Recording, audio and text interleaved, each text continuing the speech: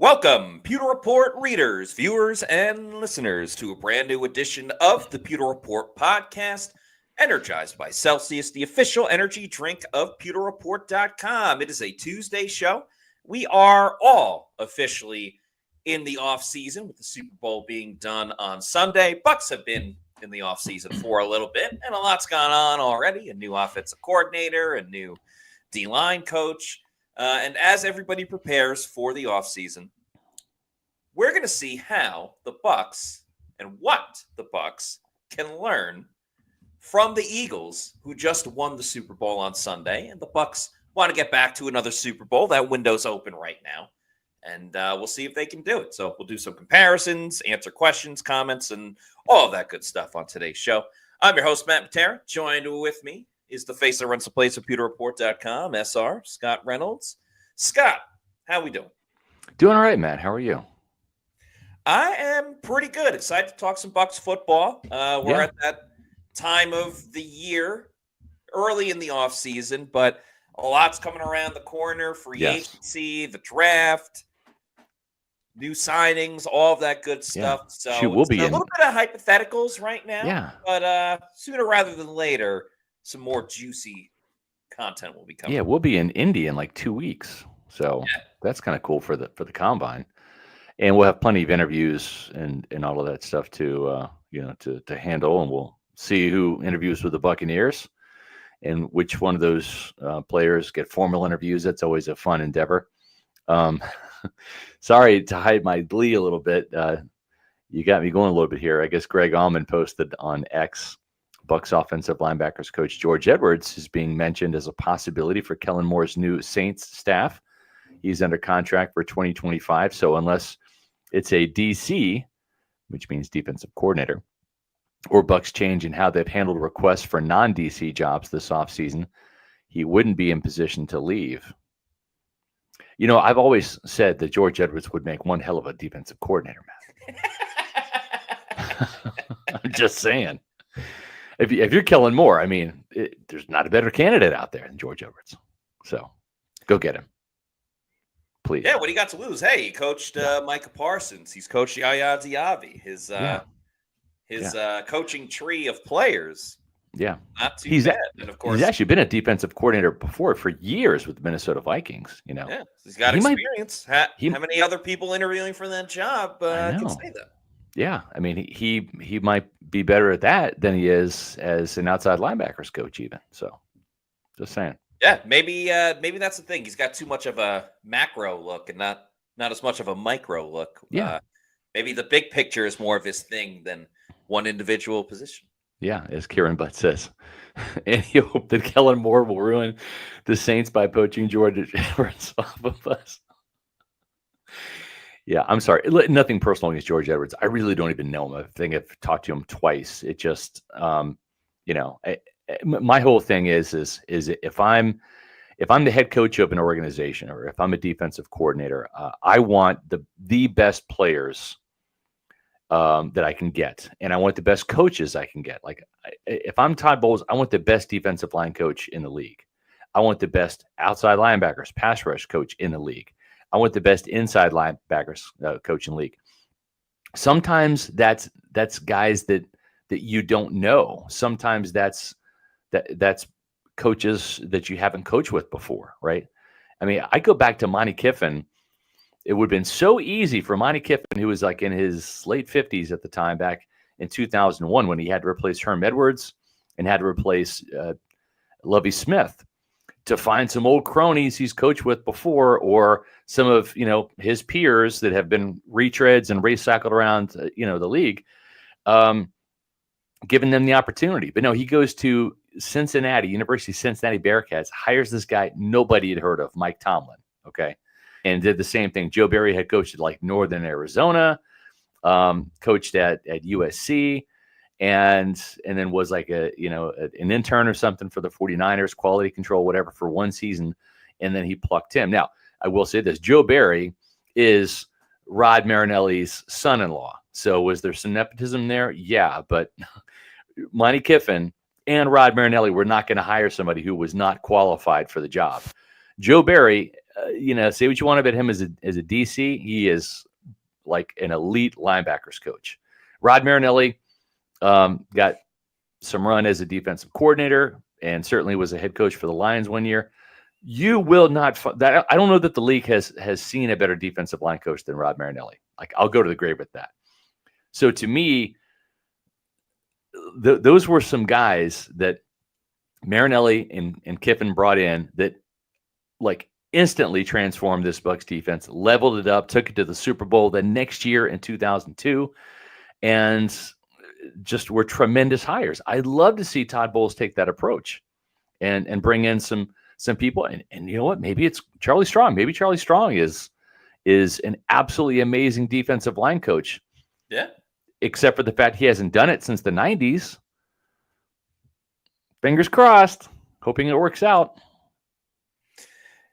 And what's crazy, too, is Charlie Strong has only coached – he's coached a very long time, but it's mostly at the collegiate level. Yes. But I think there's something different between bringing a coach from the college level to yes. the NFL when they're younger. Like Liam Cohen made a lot of sense. He's been in the NFL. He called plays at college, 39 years old. Yeah, bring him in. Charlie Strong is like the same age as Todd Bowles, maybe even a couple older. Of years older. He's 64. Yeah, he's 3 years older. Yeah. Todd Bowles is 61, excuse me. So it's a little, I mean, he's been a head coach in college football, so it's slightly different. But he's only spent 1 year in the entire NFL. And that was on Urban Meyer's coaching staff with the Jaguars. Yeah. So Charlie Strong coached in the NFL more than Urban Meyer has, because Urban Meyer was let go before the season ended. Obviously, there was a lot of turmoil, a lot of scandal, stuff like that. And then the rest of the coaching staff was let go, and they hired Doug Peterson. So on the one hand, you need new people, and you never know. Bring someone in, new role, what type of ideas that they bring. On the other hand, it's crazy. Like, the Bucs offense is so young on the offensive side, coaching-wise, especially with Josh Broussard. Yeah. And yet, I'm not trying to make fun of age and stuff like that. I know. There's nothing we can do with age. We're all going to get old. Yeah. Hopefully. Hey, Vic Fangio just did a hell of a job in the Super Bowl, and he's like 70, right? So I am not about ageism whatsoever. I'm about like get the guys who do the best job. It's weird, right? Because Todd Bowles has like 2 sons that are playing college football. Yeah. But I can't see, and I guess they did it with Liam Cohen, but I can't see him going to the defensive route with college. Like, I just feel like he's got all of these all-time lifers. And the only time that he's forced to bring in a new defensive coach is if Casey Rogers goes to the Lions, like what just happened. And maybe George Edwards leaves. And who becomes the outside linebackers coach at that point? I mean, none of us knew Charlie Strong was going to be the defensive line coach, but I would just love for Todd Bowles to just look at everything and say, all right, we had new ideas, fresh faces on the offensive side. Right. We were top 4 in rushing and points per game. We were top 3 in total yards and passing yards. Why don't we try that on the defensive side? Like, what's the worst thing that's going to happen? Outside linebacker didn't work last year. Yaya came on kind of late, but it was certainly not the season we expected. JTS gone. Yeah. Chris Braswell, no development at all whatsoever. Hardly played. Anthony Nelson, great play against Chuba Hubbard. But, he's your 3rd, 4th string guy. And that's why we're all talking about Myles Garrett and Trey Hendrickson and Mike Green, who they might draft, and Donovan Ezaraku. Like, something's got to give with outside linebacker. So, I don't know if it's emergency podcast worthy if George Edwards goes to it might be, game, but maybe we'll shoot off some confetti or something. Yeah. And again, or you know what? But, here's the thing. This just kind of came to me. Okay, let me just ask you. When did Shaq Barrett, and this is an obvious question. When did Shaq Barrett come to Tampa Bay? What year? 2019. 2019. How many sacks did he have in 2019? I believe 19 and 19 and a half. Exactly, right? Who was the other outside linebacker that year? JPP, as Stephen Shea would say. That's right. And then those two were together in 2020, right? Correct. And then also in 2021. Now JPP hurt his shoulder like in the first game, Yes. right? And wasn't the same player. It was kind of the beginning of the end, right? But for those 3 years, do you know who the outside linebackers coach was for the Tampa Bay Buccaneers? Who got that production out of those guys? It was Larry Foote. I believe I was going to say, I believe he's still with the team. That was Larry Foote. Yes. Yeah. And so didn't even play that position. Exactly. Didn't play the position, right? He was an inside linebacker playing for the Steelers, Lions, and Cardinals, right? Those are the 3 teams he played for. Yes. Is that right? Yeah. Okay. Yes. A lot of the Steelers for sure. Right. So I understand, that's kind of home base for him, but he did a really good job at outside linebackers coach, right? Yeah. I mean, Shaq Barrett didn't walk in the door with 19 and a half sacks. He walked in the door with 12 over 3 or 4 years in Denver, right? And so I'm just saying, it's like, okay, well, if you don't want to get rid of anybody on your staff, maybe reshuffle the deck a little bit, right? You've got George Edwards, who's coached linebackers an awful lot in his coaching career. And when I say linebackers, not outside linebackers, because those are really pass rushers. Talking inside linebackers, right? That's where he's kind of had most of his station at, was inside linebackers. Maybe you flip the 2 for a season, see how it goes. Say, Larry, we want you back at outside linebackers to get Yaya to the next level and all that. Because obviously for 3 years, let's see, you had Shaq Barrett, who was a Pro Bowler in 2019. JPP was a Pro Bowler in 2020. And then Shaq Barrett was a Pro Bowler back in 2021. Right. I don't know. That worked pretty well. And I understand why, when Mike Caldwell left to go to Jacksonville to work on that staff, in 2022, then Foote got moved to be the inside linebackers coach, because that's the position he played. And it's not like it hasn't been bad or anything, but I'm just saying, it's like maybe reallocating your assets and putting the best coaches in the spot. If you don't want to get rid of anybody, I'd be okay with that. I just want to see more than 12 combined sacks. And if you're going to spend so much time, dropping your outside linebackers in coverage, well, okay, they should make some plays, not give up 90% completion percentages as a group and have 1 pass breakup. So I don't know, man. That's just me riffing right there. I like this. This is a good riff. I think, and we said this before, but the dropping the outside linebackers back in coverage was certainly a nice novelty back in 2019 and 2020 and 2021. But that's 3 years of tape that everybody can be like, Right. oh, well, this is what Tampa Bay does. Yeah. And they still do it consistently. So the element of surprise is just completely gone. Yeah.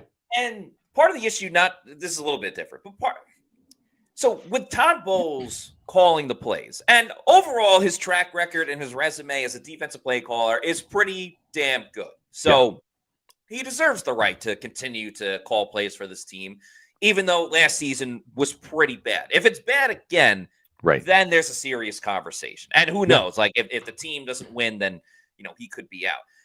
Yep. But it's weird, right? Because the NFL in general, like if you have an offensive coach, it feels like defensive coordinators are the one type of coaching staff that can be, or coach that can just kind of travel across the NFL for years.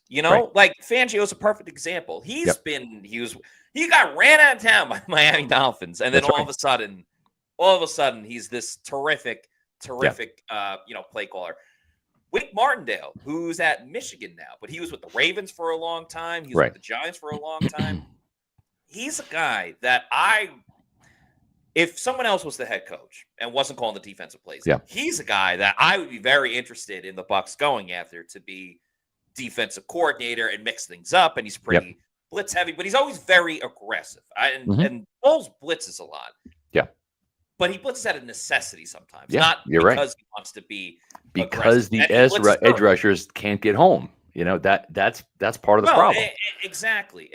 So, but Wink Martindale's never going to come to Tampa with Todd Bowles calling the plays. That makes no sense for him. But it is interesting how, like Brian Flores, who was coaching, I didn't even mean to bring it back to the Dolphins, but he was coaching the Dolphins. He's been a D coordinator other places. He did a great job with the Vikings. Might get another opportunity to coach again because of what he did with that defense.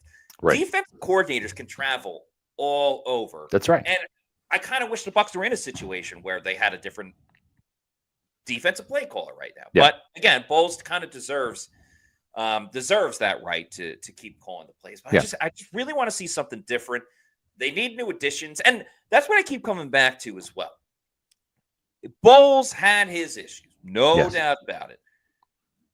But I'm curious, by the end of this 2025 season into 2026, I think we'll have a full blueprint answer of, has the game gone by with Todd Bowles, or was it really a lot of player personnel issues? And I'm not blaming Jason Light. The injuries, obviously. Yeah, you're talking about more the injuries, right? Yeah. Was it the Jimmies and the Joes and not the X's and O's side of it for Todd Bowles? Yeah, no, we really get that answer until after next season. But a lot's going to be on the plate of Todd Bowles.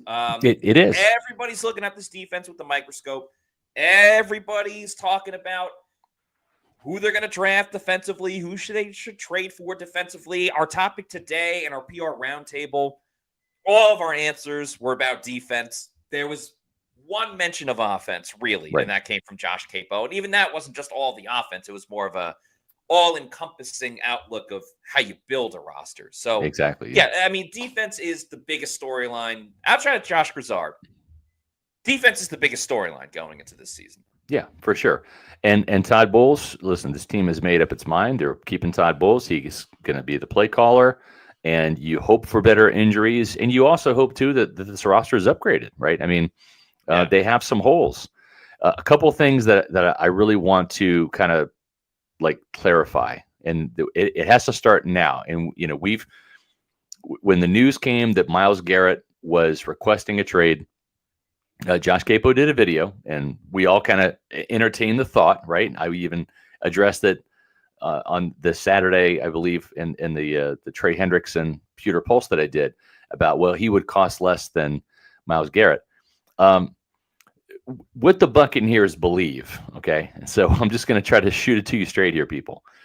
What the team believes is that Myles Garrett is not going to be traded by Cleveland. I'm going to spend about 60 seconds on this. And so we have to kind of end the Myles Garrett talk right now until the Browns start actively shopping him. And when you see the Rappaports or the Schefters or whoever, or the Garofalo's come out and say, he is on the trading block, right? Until we see that, you need to erase Myles Garrett as an option for the Buccaneers. Why? Because the Browns are $30 million over the salary cap right now.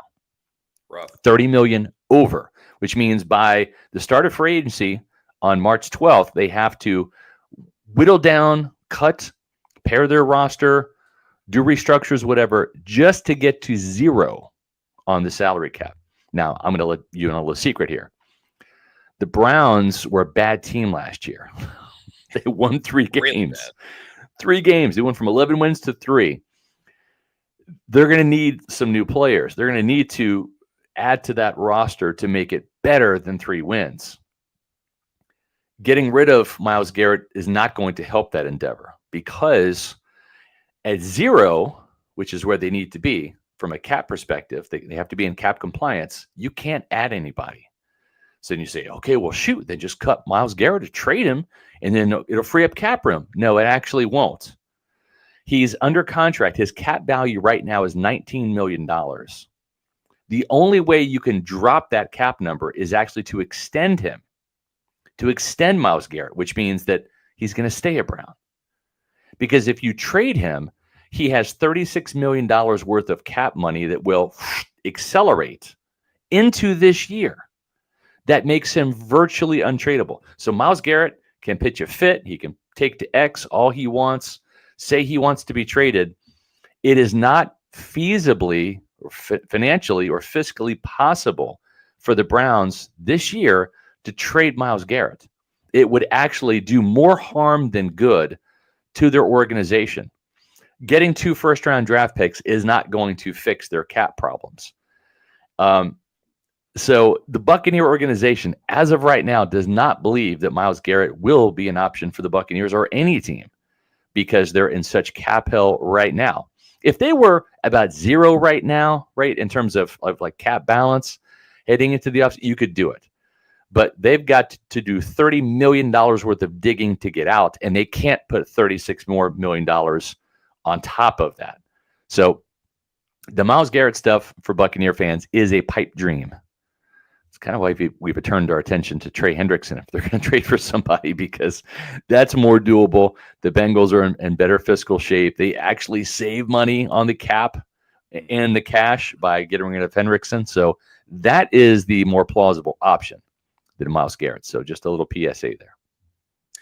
Not everybody has a Mike Greenberg like the Bucs. That's right. And that's why he's so important, so you don't get into those situations. Or a general manager like Jason Light, who's not stupid enough to trade for Deshaun Watson, give him all that guaranteed money. So many GMs in the league, and of course the Bucs are a little bit different. Like they got Baker Morgan, and then obviously once he proved it, they gave him a nice deal. But I mean, they reset the market with that deal with Deshaun Watson, and you want to talk about all-time backfire. I mean, this is going to hurt the Browns for years, not just next season. And I feel bad for Myles Garrett too. Like, it seems like he genuinely just wants to win. Like, if he retire right now, he's going to the Hall of Fame. There'd be no reason for him to retire. He's still getting a lot of money, and he's still a fantastic player that's in his prime. But I do feel for the guy a little bit. So, I don't know. Maybe it plays out this season, and then he gets traded the next year. But that doesn't really matter to you, Bucs fans, because you care about the Tampa Bay Buccaneers. And while the season is a long ways away, we know once the season comes around, you're going to be fired up and energized the same way you get fired up and energized when having a Celsius energy drink. Of course, Celsius is the official energy drink of PewterReport.com. They have so many fantastic flavors, from the Arctic vibe to the Playa vibe, the pina colada flavor. You see the sparkling watermelon lemonade on the screen there. So tons of great flavors. If you need to know where to find a Celsius energy drink, like we will be when we go to the Combine in a couple of weeks in Indy, just go to the Celsius store locator on their website, punch in your address. They'll tell you the closest place where you can pick one up. Could be a Walmart, a Publix, a Stop and Shop, or your bodega. Bodega. And after you keep going to your bodega, you know you love Celsius and you want more, you want to buy it in bulk, we got you. Just go over to Amazon, click on the subscribe and save. Get that variety pack because there's so many fantastic flavors, but you can purchase it in bulk and get it sent to your place of residence whenever you want. Completely do it at your own leisure. Just make sure you drink Celsius energy drinks, the official energy drink of PewterReport.com. Yep, Matt, we have some super chats to get to, and then we'll dive into some of today's topics here. But before we do that, let's talk about a couple of shows we have coming up, including one tomorrow. How about that? Wednesday podcast will be, could the Bucs run game get better in 2025, and how will that happen? Well, Matt and I will talk about it tomorrow at 4 o'clock. Thursday show with Matt and Adam will be topic to be determined, but we'll have one. We'll have a topic on Thursday. But we do know Thursday night, the Bucs make a big trade. Josh Capo and I will debut the latest Pewter Report 7-round Bucs mock draft at 5 o'clock on Thursday on PewterReport.com. Don't miss it. Then get into the Pewter Report TV YouTube channel where we're going to have a primetime podcast talking about it. It's our Bucs mock draft show. And it's the second one we've done. We're going to be talking about it, answering your questions, and going over the trade for Trey Hendrickson, the hypothetical trade, what we're going to give up if we're Jason Light, maybe what we're going to get for it, plus all of the other picks that the Bucs will make. So this is a pretty good little show that you're going to want to tune into, folks. This is going to be a big one. And then, last but not least, on Sunday, we're going to have a live Bucs mock draft at 9 a.m. again. This Sunday time worked out pretty well for Adam and Josh the first time, and they're going to be having real Bucs talks. Michael Pless on doing live mock draft simulators during the show, so there should be a fun Sunday broadcast. Hey, there's no football. That's fine. We get it. No more football until like what, August? Okay.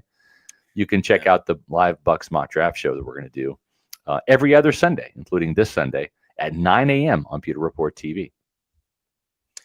All right, let's get to these super chats. We'll start it off with LDBC's Most Wanted. Thank you very much. With the $4.99 says, would you rather Chris Godwin return or Josh Sweat or Travarius Ward? I trust Light and staff to draft and develop a wide receiver. First pick can take over after Evans leaves. Josh has convinced me that the Bucs can do all three. Both? So yeah, both of them. Three? Yeah, well, I'm just saying, like they can create the cap room to get Chris Godwin back, to sign Travarius Ward, the San Francisco 49ers free agent, who would be a great fit, and then also get Josh Sweat if they want it. They have the ability with restructures to do all of those things and kind of build this team. And so I think the big question we're going to find out, Matt, is are the Buccaneers, how aggressive are they going to be? How aggressive are they going to be when it comes to filling needs? Are they going to say we're going to make one splash and get one guy, whether it's an edge rusher, whether it's an inside linebacker, whether it's a cornerback, and kind of fill that need? Or are they going to kind of all in and then, get aggressive with those types of deals? I mean, like we talked about on yesterday's show, like I think we both would love to see, Zach Bond like in Tampa. He's going to cost a fortune. He was the equivalent of Shaq Barrett coming to Tampa in 2019, right? He was. 1 year prove-it deal from another team and blew up and just had an amazing year and then got handsomely rewarded for it. So, that's an instance where how splashy are they going to be? Or are they going to continue to do a little bit more bargain hunting, trying to find the next Baker Mayfield, trying to find the next Shaq Barrett? I think it's a risky strategy because that's hope, and hope is not a strategy when you're trying to, find the next big thing on the cheap. That doesn't always work out that way. Just like getting the big splash free agents doesn't always pan out either. Just because somebody had success somewhere else, coming to your organization, Anthony Collins, Michael Johnson, Josh McCown, Alteron Werner, Darrell Revis. We go through the litany of big time players that were added to this franchise from other places that just didn't pan out. No, it's true. That's why I want the Bucs. Russell Gage. Yeah, I want the Bucs to split the difference here, because while the bargain hunting has worked at times, Baker Mayfield, no doubt about it, Shaq Barrett back in the day, those are rare exceptions. A lot of times when you bargain hunt, it's a one and done. It's a veteran on his last legs. It's a guy that, there's a reason why he is available, no doubt. Julio Jones, to your point? Yes. Julio Jones. Logan Ryan, I think, was solid, but he got hurt a lot, and that's what happens when you have an older player. Who was the tight end they brought in during camp? Kyle Rudolph? Yeah, Kyle Rudolph, another one. Kyle Rudolph was yesterday we talked about like random trivia.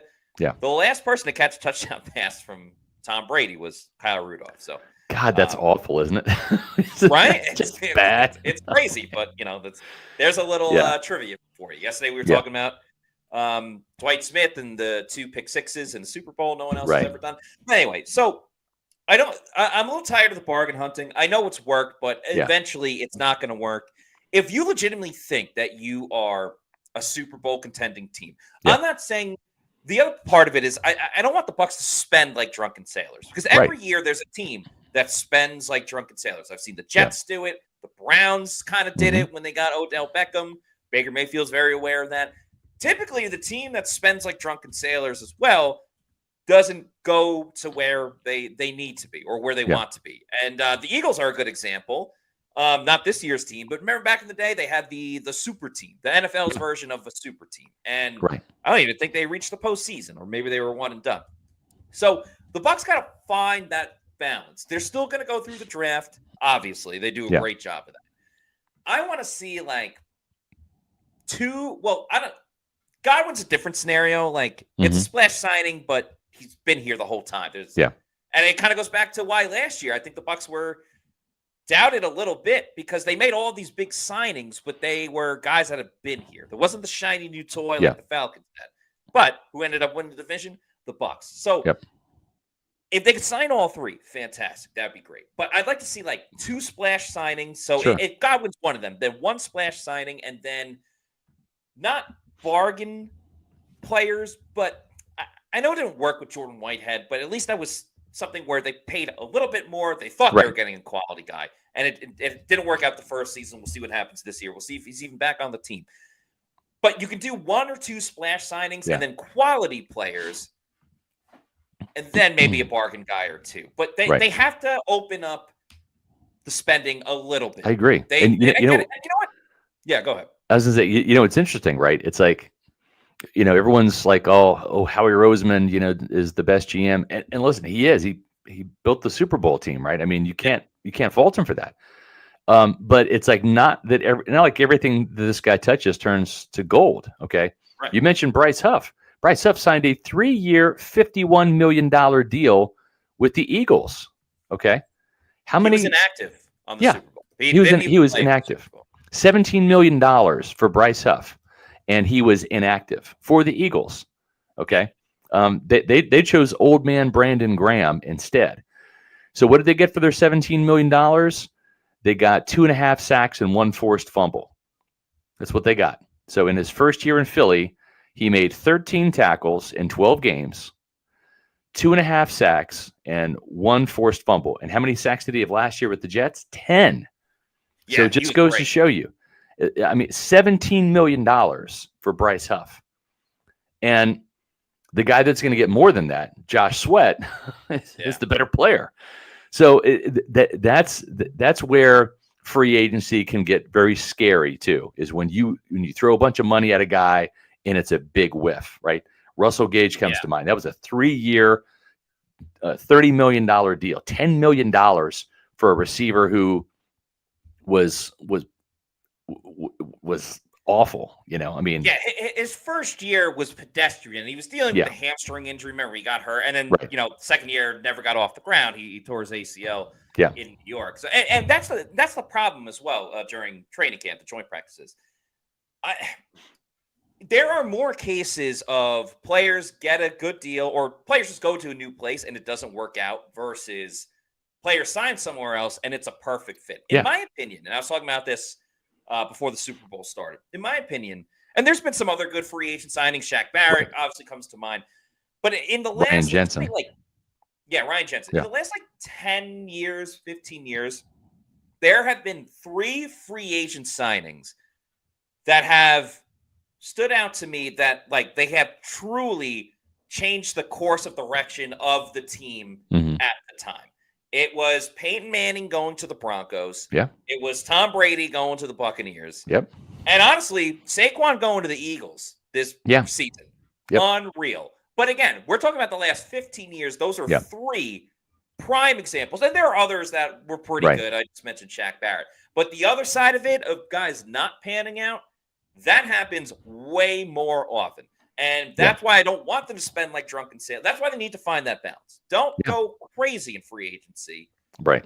But obviously spend more than you did the previous 2 years. Yeah. He's 813. What can we learn from Philly? Pass rush, pass rush, pass rush. That's true. But most of the pass rush that the Eagles generated came from the draft. It wasn't free agency. Brandon Graham is a draft pick. Jordan Davis, Jalen Carter, Milton Williams, Josh Sweat, those are all draft picks. Who is the other guy? Jalix Hunt. Yes. Former second-round pick. He had a sack or sack and a half. Spelling a typo of Jalen Hurts. But exactly, yeah. Another draft pick. So they have drafted exceptionally well along the defense. Nolan Smith, right? I mean, like all of their pass rushers, defensive tackles, edge rushers, etc., were guys that were drafted, and so that's where that came from. Zach Bond signed a 1-year, $3.5 million deal, right? And guess what? He was a hit as a bargain basement guy. And again, I'm not necessarily advocating for this. don't think that I don't want the Bucs to spend. I do. I just want them to have it. If they're going to spend the money, have it hit. Because you can sit there and say the guy that they spent the money for in Philly, Bryce Huff, was not a hit. He was awful. And, and that's a massive miss. So, who was the other guy? Orlin Burks. He was the other free agent that they signed. The other inside linebacker, or Orlin Burks. Yeah. Yeah. So he signed 1 year, $1.125 million deal. Right. And so Orlin Burks and Zach Bond both signed 1 year prove it deals for under $4 million combined, or under $5 million combined. And those guys ended up being dynamite players. Nakobe Dean, who was their draft pick, got hurt, right? Yeah. So I'm a big believer in supplementing through free agency. And I think that the Bucs need to be more aggressive. And I agree with what you're saying. The Jordan Whitehead type, it didn't work out with Whitehead, but now you can cut Whitehead and save all that money too, right? So if you want to move on from Whitehead, you can do it now, and there's no cap implications. I like that. But it wasn't necessarily a bargain basement deal, but it wasn't a huge commitment either. I'd like to see more of those deals. Give me one big free agent. Give me your best shot, Jason. Yeah. Josh Sweat, Travarius Ward, Zach Bond. Give me that guy. Let's hope and cross our fingers you find the next Ryan Jensen, the guy that pans out is worth every penny. But then don't just go bargain basement shopping. Get some of those mid-tier guys as well. I think that's how this and continue to draft well. That's how this team can become a Super Bowl champion. It needs to go hand in hand, the draft and the free agency. They're not going to be able to fill every hole in free agency, and they're not going to be able to fill every hole in the draft. So obviously that's why you scout and you say, okay, we like the corners more than the edge rushers, or vice versa. I'm just saying hypothetically, let's attack this position free agency. Let's focus on this a little bit more in the draft. Yeah. Bucs Basement with a $5 super chat. Thank you very much. Says, how is Bowles going to correct his flaws that he's had since the Jets? His poor game and time management. He's going to play Madden every day. That does work. That does help with time management. I mean, anyone can kind of work on time. There are so many times, whether it's the Bucs, whether it's any game, late game situation, I'm always like, time out, or don't call it, whatever the case is. That's why he needs a timeout coach. Yeah, he does. And my only hope is if he gets one, listen to him, right? That's the thing. Yes. We spoke about it a little bit on yesterday's show, but it's like, at the end of the day, Bowles is going to get the criticism. I guess he'll get the praise too. Yep. But he's already he's playing from behind when it comes to the time management. There's been way more bad than good. And then even he gets the time management right, and people still are a little critical of it at times. But it's a big thing that we're going to pay attention to. And he that's the biggest thing, as Bucs Basement says. Like, he had this issue about, going back to the Jets, and it just hasn't really been fixed. So why all of a sudden is it going to be fixed? Yeah. He's the beneficiary of having better talent around him. So, that's right. I don't know. We'll see. Bucs Basement with another super chat. Thank you for this $5. Says, I hope Late realizes it's going to take both free agency and the draft to fix the defense. Can't hope for draft and bargain shopping in free agency. Gotta open the wallet. Yeah, and I totally agree. I think that's the right approach. And I think what you need to do is kind of like what the Buccaneers did in 2002, and I saw this when this team could not get past Philadelphia, to keep it Eagle-centric. Couldn't get past Philly in 2000, 2001. They had Brad Johnson, Mike Allstott, Keyshawn Johnson, Simeon Rice, Rondé Barber, Derek Brooks, Brian Kelly, Warren Sapp, John Lynch. You had all of those players that were in the Super Bowl already on the team in 2000, 2001, and they couldn't get past Philly. Philly kicked their ass. So with all those Pro Bowlers and those stars, what was needed to take this team to the next level? The problem is the Buccaneers had A players, a bunch of them, and C players, a bunch of them. And those C players on offense and defense were targeted and were picked on and exploited. And so the Buccaneers, the next year when Gruden came in, he upgraded the C players to B players. He got a guy like Greg Spires, defensive end, to play opposite Simeon Rice. He got Joe Jaravicius as his number 3 receiver. Keenan McCardell is his number 2, right? He brought in Michael Pittman at running back. He brought in multiple tight ends. These were, kind of B-level players. Old man Ricky Dudley, old man Ken Dilger, right? They still had it, but they were A players. But they weren't C players. They were B players. You got Dwight Smith into the mix. And so when you replace the C players with B players, it fixed everything. And I think that's what the Buccaneers need to do. If you look at like the Buccaneers depth chart, for example, right? Like I'm okay with Greg Gaines. He's a good backup defensive tackle, but CJ Brewer, right? Mike Green, not the Marshall Mike Green. We like him. Correct. But those are the kind of guys like that are, number 51, 52, 53 on the roster. Those are the guys that you got to upgrade. And the same thing at the linebacker room. It's like all of a sudden it's like, gosh, Servassier Dennis goes down, and KJ Britt's out, and now you're grabbing guys off the practice squad. It's like they need better depth. They need some guys like the Eagles when you have Milton Williams when he's out, Moro Ojomo's in, right? When you've got Jordan Davis out, Jalen Carter comes in, right? You've got Nolan Smith, Brandon Graham comes in. I mean, when you lose a guy like Nakobe Dean who's on IR, Oren Burke steps in, right, and you don't miss a beat. So to me,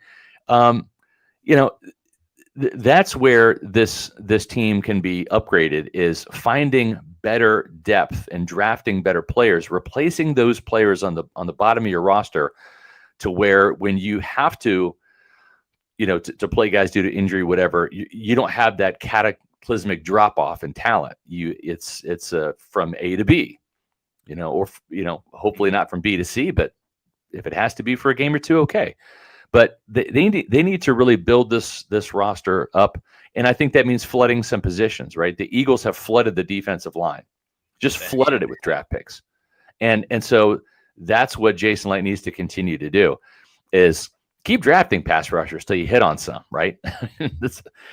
There's no way out of it unless you go through it, right? Just like Days of Thunder, right? You just got to go through the crash and hope for the best. And so I think that's what they need to do. That's what I advocated in my roundtable, was you can never have too many good defensive linemen. This is a defensive tackle heavy draft. Lean into it, right? Will Golston, old man Will, love you, but it's like it's time to get another guy into the mix. Logan Hall, if he has 5.5, 6 sacks next year, it's in a contract year, probably going to get a big deal somewhere else. So you got to find his replacement. You got to keep stockpiling your pass rush, your defensive line. Vita Vea, love Vita, Pro Bowl year, deserved it. He's also 30. He's closer to the end than the beginning of his career. So keep throwing draft picks, especially when this is one thing I learned from Rich McKay. If the draft wants to give you defensive tackles, go get a defensive tackle. If the draft wants to throw you wide receivers, if it's a wide receiver rich draft class, go grab one, right? That's how you get better. You don't draft necessarily for need. You draft best player available, and you stockpile positions and supplement through free agency. Right. And I think sometimes you forget, if you're a bad team, you're probably drafting a lot of players that are going to be starters. But, sometimes as well, you can draft players and for depth reasons. Like, I think Zion McCollum's a pretty good example of that. And he was a later pick. Like, when Zion McCollum was drafted by the Bucs, he was a special teams guy. Yeah. He didn't really he didn't become a full-time starter until this year specifically. Now, he got a lot of starts because of injury, but some of these guys, it takes time to develop, and you have to play. You have to look at the right now, and then you also have to game plan for a season and 2 seasons away as well. So that's why it's always a balancing act when it comes to building out a roster. And I do think the Bucs deserve credit for the fact that there are a lot of other teams in the league. There's 32 teams, of course. There are a lot of other teams that, if they went through the same thing that the Bucs went through with Brady leaving and being strapped financially with the salary cap and stuff, they would not have won the division, let alone reach the postseason and do it 5 years in a row. There are many teams I would still be trying to find their next quarterback, their next leader, really. And I think the front office deserves credit for that. Yeah, there's some issues with the depth, but if you look at every team in the league, except for maybe the Chiefs and the Eagles right now, there are things that you could point at and be like, they need improvement here. Didn't love how they did this. So sure, there's going to be flaws, but the positives far, far, far outweigh the negatives of this overall roster. It needs adjusting, no doubt about it. Overall, in a pretty good spot. Bat W says, we have never developed an edge. Light and his staff have to open their wallets and find the right pass rusher for us. I mean, that's not knocking Jason Light. That's telling the truth. I mean, to be honest, it's like, no, I agree. It just is. That's a fact. And, you know, I've had conversations with Jason about it, and like, he has to own it. Right. But at the same time, I said the same thing. I was beating the drum as somebody who loves the running game, who was a child of the 70s and 80s, watching running backs. I loved them, loved the position. He could not draft a running back to save his life. And now he finally hits on Rachaad White 1 year, Bucky Irving the next, and you get Sean Tucker in between as an undrafted free agent from 2 years ago. And holy smokes, it's like now all of a sudden the Bucs have the envy of the league. So it is his position of kryptonite right now, right? That's the position he has a hard time finding, but you can't stop. You gotta keep drafting until you hit on one, you know. And sometimes that means taking the shotgun approach. That means flooding the position, right? And I appreciate what he did, getting Jose Ramirez and Yaya Diaby in the same draft cycle, right? I just wish that Jose Ramirez could actually get some PT so we could see this guy can maybe do something. Yeah. But that's up to the position coach. So, you know. And now we're back to square one, kind of. Yeah. Zach Brannigan, thanks for the $5 super chat, says no more bargain hunts. Like Matt said, it's time to shop at the Gucci store. They should get at least one Gucci product. Yes. During this offseason in free agency. And, you know, then just go to the local Tampa mall and maybe go to Neiman Marcus or, you know, some of the other places. Yeah. You can go to Gucci a little bit, but you can also go to, I was going to say Old Navy. Well, you don't necessarily need old players, but, you know, you can go to a couple different the new spots. Navy. You can go to Champ Sports, stuff like that, and get some nice apparel. But expand the wardrobe in several ways. But one Gucci spot is good. It's good. Yeah, and I agree. And I think the thing is these you know, when you look at some of the players that Jason Light and Todd Bowles have acquired, I'm talking about guys like CJ Brewer. That they're fond of, Mike Green that they're fond of, Tarek Funderburk is another one. Okay, it's like you should be drafting to replace those guys every year, right? And like make them battle, scratch, claw, earn a roster spot. You should not be happy with those guys because those guys haven't done jack squat for this team just yet, right? I like the little blips I've seen from Brewer. He's a practice squatter in my mind, and make him earn that 53 spot again, right? By beating out a 5th round defensive tackle that I draft or something like that. So that's how they have to approach it. I think that they fall in love with their players a little bit too much, and they need to use that 90-man roster to bring in more established free agent veterans, even if it's a bunch of 1 year, you know, prove it deals. Like I just saw right here, Air Cecil says, I'd rather see Josh Uche or Azeez Ojulari in a cheaper contract than what Sweat is going to get. Bring in Josh Sweat. Do both, yeah. Bring in Josh Uche, exactly. You know, and here it is. This one I was going to say. Brian S says Eagles also signed Devin White for $3.5 million. They rolled the dice on Bond and White. One busted, one blew up. That's the approach you got to have. You can't sit there and say, okay, like for example, they can't sit there and say, "Oh, we've signed Levante David. We've checked the box. We've got him. We've got Servassier Dennis. We're done." No, Servassier we're high on Servassier. We like him. Very small sample size. Have yet to see him play 17 games in any season yet out of the 2. So You pencil him in. You pencil 35-year-old Levante in. At some point in time, Father Time's going to catch up to him. It might be after he retires. If he plays 1 year and is good and hangs it up, great. Then you escaped. But it might be halfway through the season. It might be in training camp. There's going to be a point in time. So you have to pencil Levante David in. Then you sit there and say, we have these 2 guys in pencil, and now we need to get 2 more guys just in case these 2 guys, don't pan out. In case Levante does lose a step, in case Servassier can't stay healthy. Then you're not scrambling to get Vi Jones off the practice squad and Antonio Greer off the practice squad. Then you have legit guys that can come in and help win playoff games, etc. And I think that's what the approach needs to be. And quite honestly, that's what Howard Roseman did. Is he flooded the positions to where Nakobe Dean's out? Fine. We have Oren Burks and we've got Zach Bond, and we're going to win a Super Bowl, right? And no, that's a great point and fantastic comment as well. You can flood the position more than just the draft. You could bring in 2 guys that play for 2 different teams, and that's it's right. kind of like the Joker and the Dark Knight. Like, we're going to have tryouts. You break the thing and you throw it in the middle, and that's what happened with Zach Bond and Devin White. And I think, and you mentioned his name before, like Funderburk's a good example. Funderburk, it was a really nice story during May, June, during OTAs, and until he played. It was cool that he made, that he eventually made the roster and things of that nature. Yeah. But it didn't pan out during the season.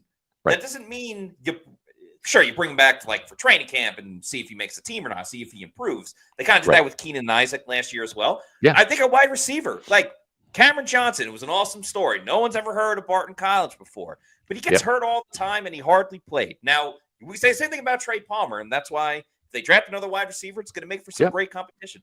I like Cam Johnson. I hope he gets better. I hope he excels. I hope he stays healthy because that's been the biggest thing. Haven't seen anything from him yet. You can't count on him. So we can all say this is great, but until they prove it in a game, I think he got his chance in a game. He was wide open in the end zone. He dropped it. And it happens every year. Some guys are great in practice, and then it just never shows up in the game. That's right. So, flood the position in so many different ways. Through the draft, through free agency, through a couple of cheap deals. But bring in more than one cheap deal at the same position. So, therefore, somebody's got to earn it. I think that's kind of the narrative and the story of today, really. Yeah. Another thing, too, and just kind of going through our PR roundtable, I thought we all did a really good job in bringing up different points to the table. Zach Brannigan, one of our Pewter Report TV YouTube channel members. What can we learn from Philly? Draft more UGA players. Go Dogs. There's something to be said for that, right? I watch a lot of Georgia games. My wife Ashley's from Georgia. We're Bulldogs fans. We were stomping and screaming and standing on the table for Tyke Smith, and we got him last year. He was a Bucs best bet. They drafted him. Part of the reason why they drafted him, he's got that championship pedigree. They know how to win. They know how to finish games. They've played elite upper echelon competition with the Alabamas, the Tennessees, and those types of SEC caliber schools, the LSUs. They're used to playing against the best. They're used to winning championships, and it's just a different mentality. I'm not saying small school guys can't. Ali Marpet certainly could, coming from Hobart College. He won a Super Bowl. Same with Ryan Jensen coming from Colorado State Pueblo, right? Through the Ravens, he came to the Bucs. It doesn't mean that you draft, Alabama, Clemson, and Georgia players all the time, but they do bring something tangible and intangible to your team. And I don't think there's anything wrong with that. I don't think there's anything wrong with wanting more guys that have that mentality, that superiority complex walking in the door. I mean, I saw that firsthand with Warren Sapp and Derek Brooks in 1995. Those 2 guys turned around this franchise because of the attitude, the winning that they brought from Florida State, which was a dynasty back then, and same with the Miami Hurricanes. It was funny. Like during the Super Bowl, I was thinking so tell me the team that drafted Georgia players have won 2 national championships in a row, compete every year. They're about to win the Super Bowl? Yeah, it makes sense. It checks out. Typically, players from good teams in college tend to do pretty well in the NFL, too. Yeah, and to that point, what Bailey had to say, we talked about Zach Bond and Dre Greenlaw, some of these guys getting a game-changing linebacker, and they really do. I mean, Todd Bowles only plays 2 linebackers. It's basically a nickel scheme. They need one of those guys to be, a boss. They need somebody out there to really do that. And hopefully that's a guy that can create takeaways. It used to be Levante David back in his prime. But whether it's a linebacker or a cornerback or safety or wherever, they need somebody that can generate takeaways. If you go back and look, then we talked about it, 13 interceptions by the Eagles during the regular season, about twice what the Bucs got. Still not like a huge number, but they got like 6 in the playoffs, in the postseason, including the Super Bowl. Right. 6. Then you look at 8 forced fumbles, 7 fumble recoveries in the postseason as well, right?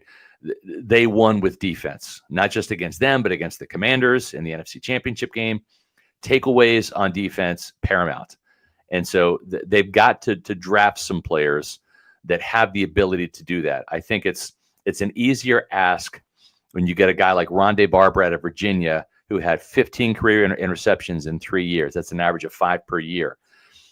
That's not a guarantee that Ronnie's going to do that or become that player at the NFL level, but it's more of a precursor for that than a guy like Jamel Dean, who had like 3 interceptions in his entire college career, and then you're expecting him to become a ball hawk. It doesn't really work that way. What do they say? Past results are not always indicative of future returns when it comes to financial advice. Kind of the same thing when it comes to players. Doesn't mean that they're going to produce at the NFL level like they did in college, but if they don't do it in college, it's a much harder ask for somebody who was not a ball hawk in 3 or 4 years in college to all of a sudden just flip some switch and become some ball hawk at the next level. Like, it was no surprise that Cooper DeJean had a pick 6 in the Super Bowl. He did that at Iowa. Like, that was his calling card. Yeah, he was their punt returner too, so it makes sense. Like, once he has the ball in his hands. Funny enough, that was the first interception that he had all season long. But he had it at the right time, Super Bowl. That's right. And on his birthday. And when they had that production in college, like Zion McCollum did, yes, it was a different conference, different complete playing field. But still, 15 interceptions. It at least establishes a baseline of what can happen at the NFL level. On the other side of it, with Jamel Dean, it's very rare where you see a guy that like never took the ball away all of a sudden, is getting like 4 or 5 per season.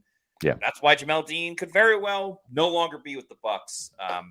In a matter of weeks or months. Really, depending on what's going on. Yeah, I was talking about financial returns and all of that, and if you're interested in getting some more financial returns for your investments, well, I encourage you to go over to the folks at Immuni Financial. At Muni Financial, we help you live in the now. Congratulations. We're so happy for you. Thank you. And even though the now may feel very different, you still need to plan for the future. How's retirement treating you? Oh, just fantastic. I know I say it all the time, but you really got to come up to Colorado. Let's do it. All right. Yeah. We can help you develop that plan to keep you on track so you can still prepare for tomorrow, today. Muni Financial. Plan ahead, stay ahead. Managing your family's wealth means more to Muni Financial than simply allocating your assets. It means legacy planning, brokerage and advisory services, retirement accounts, college savings accounts, and insurance services. Folks, they've got over 40 years worth of experience in this sector. So let Immuni Financial help you plan ahead and stay ahead like they have for me.